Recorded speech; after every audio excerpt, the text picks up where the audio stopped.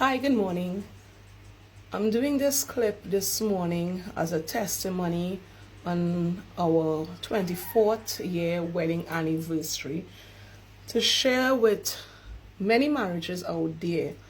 Now, I have a saying that I always use. I say to people, if you show me a perfect marriage, I'll show you a perfect liar. There's no such thing as perfect marriages. Um, Coming out of 24 years, it was not a bed of roses. Let me first leave that with you.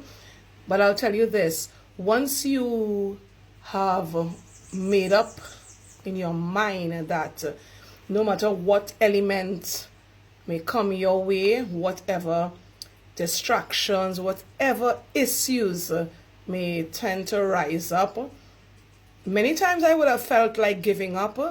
I'm sure my husband could say the same thing. But I remember in 1995 when I stood before the altar and I made a declaration to God as well as to myself. And I said that I'm determined to make this last, because at that time I would have been observing a lot of failing marriages.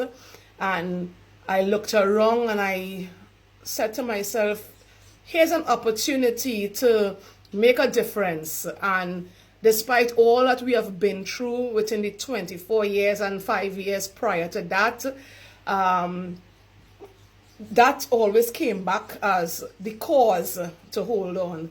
And another cause we held on to was our children. So yes, it's important to find a cause. It makes it easier for you to remember and to regroup quickly and refocus as to what is your cause for wanting to hold on.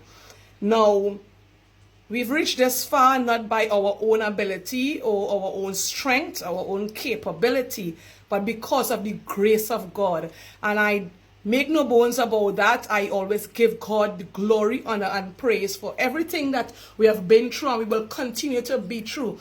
I cannot stand in my own capacity. I am nothing without the grace of God in my life, and I'm sure my husband can say the same thing. But I want to encourage somebody this morning. I want to encourage a marriage this morning to let you know that with God all things are possible, and God will not bring a people this far to make them a failure or to disappoint a society once you have made up in your mind that you are leaving him in control. I did that 24 years ago, and I said, Lord, I am fed up of looking at failures where the marriage institution is concerned. And because the enemy would have heard that, and God know my heart, the effective fervent prayer of a righteous individual availeth much.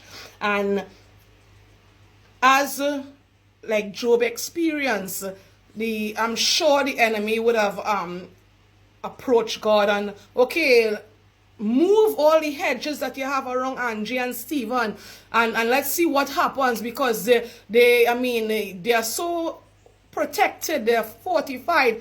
And I'm convinced that when God allowed those barriers to be moved, he was also given instruction that no matter what you do, remember who's in control of their life, and you could only reach this far. So whom much is given, much is required. And I believe that the call of God upon our life is important to know that no matter what we would have been through, what we will continue to go through, because it's life we exist in, there's so many elements outside there, distractions, turbulence, all these things. But at the end of the day, it's required of us to stay focused.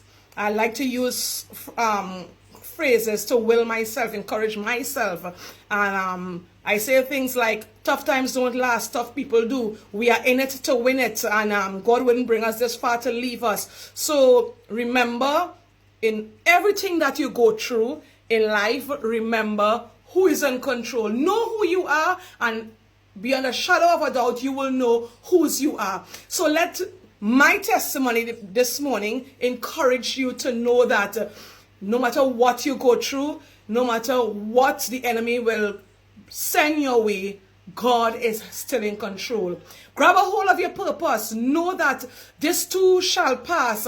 And what the devil meant for evil, God is always going to turn it around to make it a testimony, to bring honor and glory to his kingdom. So my husband and I, we celebrate 24 years here in Barbados. We leave tomorrow morning, but I want to leave a deposit into I want to be a blessing to somebody's life this morning, some marriage, some relationship, to let you know that God wants to take control. We tend to quote the Bible, I'm going to let go and let God. But how many of us are really letting go and letting God? God wants to take control. He wants to mend. He wants to bring wholeness. But some of us are still holding on to things that we feel we can handle on our own. This morning, I want to tell you, yes, you this morning, let go and let God. God bless you this morning.